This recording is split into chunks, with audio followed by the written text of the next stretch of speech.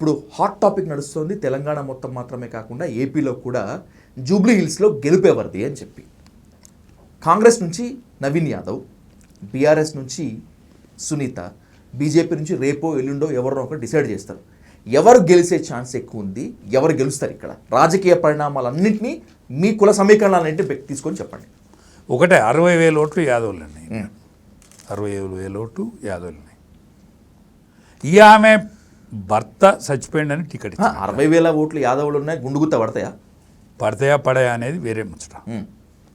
తర్వాత ముస్లింలు ఉన్నాయి. ఇప్పుడు ఆమె బీఆర్ఎస్ క్యాండిడేట్ ప్రకటితమైంది.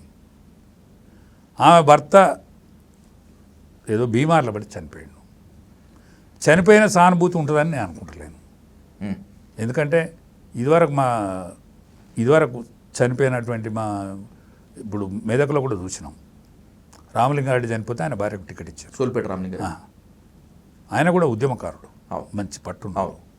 ఆయన భార్య కూడా గెలవలే. అచ్చా, ఇక్కడ గండడే అయితేనే హైదరాబాద్లో నెగులుతాడు. చచ్చిపోయిన ఆయన కూడా గండడే.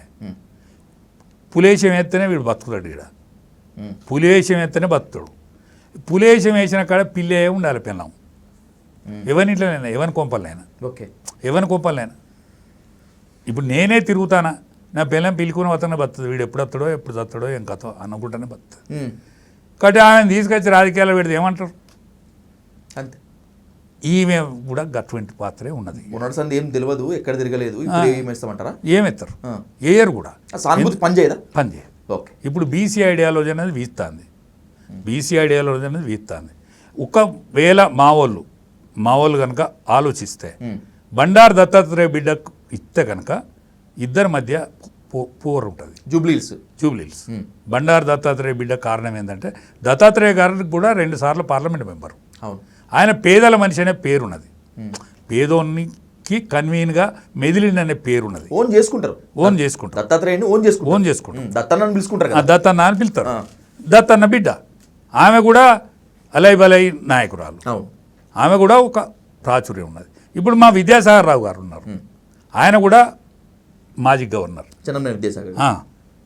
వాళ్ళందరూ ఒక కూటమి ఉంటుంది, అంటే ఒక పెద్ద ఆసర్ ఉంటుంది.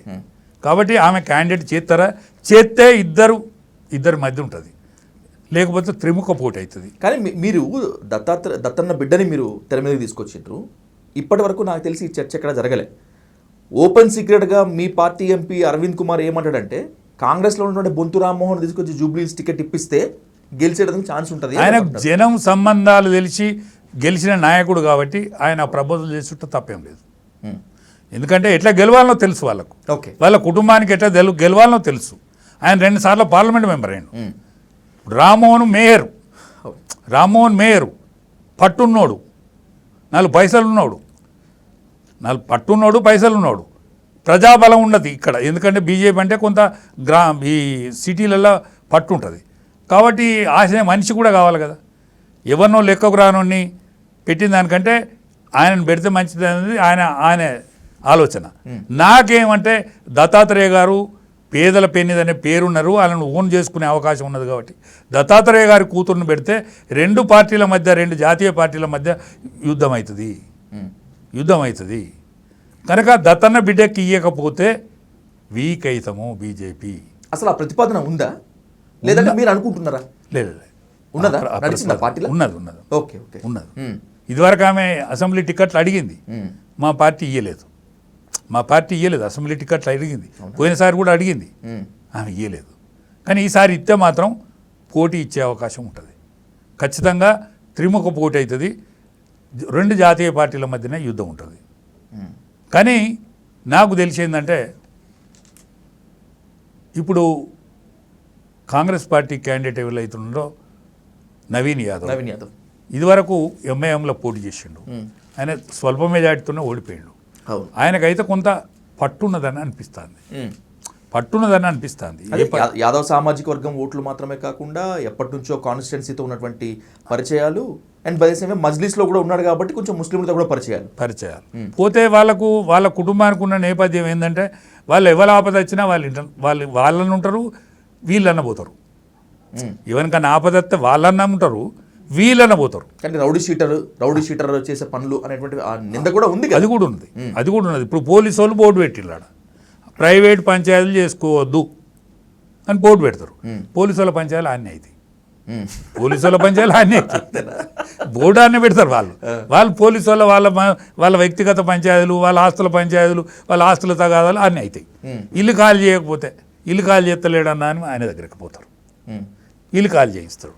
ఎవరో రిటైర్డ్ ఎంప్లాయీ భర్త చచ్చిపోయాడు, భార్యకు పైసలు ఉంటే మనకో ఇచ్చింది, ఇత్తవాడు ఎగబెడతాడు, ఇత్తలేడు, అన్నా నా పైసలు ఇత్తలేడు. ఒక్క ఫోన్ కాల్తోనే ఆమె పైసలు వస్తాయి. ఒక్క ఫోన్ కాల్తోనే పైసలు వస్తాయి. ఈ న్యాయాన్ని అయితే ఎంకలాడుకుంటారు కదా. ఇది రాక్షస న్యాయమా, రాజన్యాయమా, రాక్షస న్యాయమా తెలియదు నాకు. కానీ ఇదైతే ఎంకలాడుకుంటారు కదా. ఆపద వచ్చినోనికి ఎవడో ముందు ఉంటాడో వాడిని సెలెక్ట్ చేసుకుంటారు కదా. ఇవాళ కేసీఆర్ కూడా ప్రచార రథం కొనిచ్చింది చిన్న శ్రీశైలం.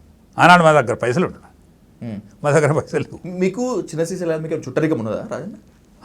మా కులం ఒకటే కులం. ఒకటే కులం, చుట్టరికం లేదు మా కులం. నేను ఎప్పుడు వచ్చినా పోతాము, మాకు మర్యాదలు ఉన్నాయి. మంచో చెడకు ఎప్పటికి మర్యాదలు ఉన్నాయి. నేను అప్పుడు టీఆర్ఎస్లో ఉన్నప్పుడు నేను పైసలు అడకపోయేదిగా. నేను టీఆర్ఎస్లో ఉన్నప్పుడు పైసలు అడకపోయేదిగా. అవునా? పైసలు అడకపోయేదిగా. ఇప్పుడు కవిత పెళ్ళికి ఆయన పైసలు ఇచ్చిందిగా. కవిత పెళ్ళికి ఆయన పైసలు ఇచ్చిండు. అవునా? వాళ్ళకిద్దరి స్నేహితం ఉన్నది. మాకు మొట్టమొదటి వెహికల్ కొనిచ్చింది ఆయనే, ప్రచారార్థం కొనిచ్చింది చిన్న శ్రీశైలమే. మా దగ్గర ఏం పాడైంది అప్పుడు? మరి ఆయన కూడా పార్టీలో మంచి పొజిషన్ ఇవ్వలే కేసీఆర్? ఇవ్వలకే చిన్న శ్రీశైలం యాదవ్కి. వాళ్ళ పార్టీ కాదు, అదే ఆయన పార్టీ కలవలే. ఇప్పుడు నేను పార్టీలోకి పిలిచి మంచి పొజిషన్ పార్టీలకు ఎప్పుడు కలవాడు ఆయన. అన్ని పార్టీలకు సర్వీస్ చేస్తాడు, ఆల్ పార్టీ సర్వీస్. ఎందుకు? ఏ రాజకీయ పార్టీ ఆయనకి అడ్డు రాకుండా ఉంటానికి? అడ్డు రాకుండా అక్కే నుండి వీళ్ళు పోతానులా. ఓకే, ఆయన పోతాండా వీళ్ళు పోతానులా. మేమైతే టీఆర్ఎస్ ఉన్నప్పుడు మేమే పోయినాం. ఇప్పుడు కవిత పెళ్ళి అప్పుడు పైసలు ఆయనే ఇచ్చిండు. ఎంత ఇచ్చిండు? ఏమి ఇచ్చిండో తెలియదు, కానీ ఆమె చెప్పింది కదా, నేను చెప్తే అబద్ధం అనుకో. నా పెళ్ళి అప్పుడు పైసలు మాకు లేకుండే, నాకు శ్రీశైలం ఇచ్చిన మాట నిజం. నాకు తెలుసు, నా మొదటే ఫోన్ చేసాడు అనా అని. అందుకనే ఈ నేపథ్యం ఉన్నది, చూడాలి మరి. ఒక అంచనా ప్రకారంగా ఎక్కువ గ్రేస్ స్కోప్ ఎవరికి ఉంది? కాంగ్రెస్కి ఉన్నదా? ఒకటే, కాంగ్రెస్ పార్టీకి ఒక్క సీటు కూడా రాలే ఇక్కడ. బై ఎలక్షన్లో గెలుచుకున్నారు. అంటే బీజేపీ సీట్ ఓట్లను గెలుచుకుంటే బీఆర్ఎస్ యువతలకు వచ్చింది ఇక్కడ. ఇప్పుడు ఎట్లయినా వాళ్ళు పట్టుబడతారు కాంగ్రెస్ పార్టీ. పట్టుబట్టినా కూడా వీళ్ళు మా వాళ్ళకు కూడా ఆలోచన కనుక గట్టిగుంటే, ఒక ఆలోచన చేస్తే మాత్రం ఈ రెండు జాతీయ పార్టీల మధ్యనే లడాయి ఉంటుంది. నవీన్ యాదవ్కి జూబ్లీహిల్స్ టికెట్ ఇవ్వటం వెనుక రెండు కారణాలు. ఒకటి, లాస్ట్ టైం నామినేషన్ వేస్తే రేవంత్ రెడ్డి చెప్తే వెనక్కి తీసుకున్నాడు అనేటువంటి గౌరవము, ప్రేమ ఒకటి. రెండవది, స్థానికంగా యాదవ కుల సమీకరణ. కానీ 60,000 ఓట్లు ఉన్నంత మాత్రాన యాదవులు మొత్తం ఒక తాటి మీదకి వచ్చుడు అయ్యే పనేనా? అవుతుందా? అంటే ఒక్కటే, మెజార్టీ యాదవులు అయితే వస్తారు కదా, మెజార్టీ యాదవులు వస్తారు కదా. పోతే హైదరాబాదు నగరం ఏదైతున్నదో బర్లను పెంచుకునేది వీళ్ళు. బర్లను దాటడానికి భూములు కాపాడుకున్నారు. జోకులెక్క కమ్ముతాను, ఇప్పుడు జోకులెక్క కమ్ముతాను. చదురాదు కానీ రింగులు ఉంటాయి, చాలా ఉంగరాలు చాలా ఉంటాయి, మెడ కింద పెద్ద దొడ్డు గొలుసు ఉంటాయి. చదురాదు, అందుకే తిట్టుకుంటారు మీ వాడు మిమ్మల్ని. చదురాదు, ఇంత దొడ్డు గొలుసు ఉంటుంది. కాబట్టి ఈ యాదవుల పట్టు ఒకటైతే సంపాదించుకున్నట్టు అవుతుంది రేవంత్ రెడ్డి. ఓకే, యాదవుల పట్టు సంపాదించుకున్నట్టు అవుతుంది. ఓవరాల్గా జూబ్లీహిల్స్ కాన్స్టిట్యున్సీ మాత్రమే కాకుండా హైదరాబాద్ చుట్టూ హైదరాబాద్ అంతా యాదవుల పట్టు కొంచెం సంపాదించుకున్నట్టు అవుతుంది.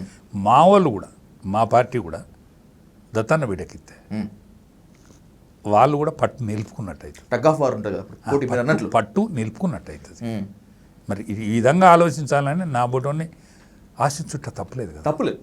నా ఫోటోని నా మాట వినకున్నా, ఎవడు కానకున్నా నేను చెప్పాలి కదా, మీ అటువంటి అడిగినప్పుడు ఖచ్చితంగా నేను అట్లా అనుకుంటాను.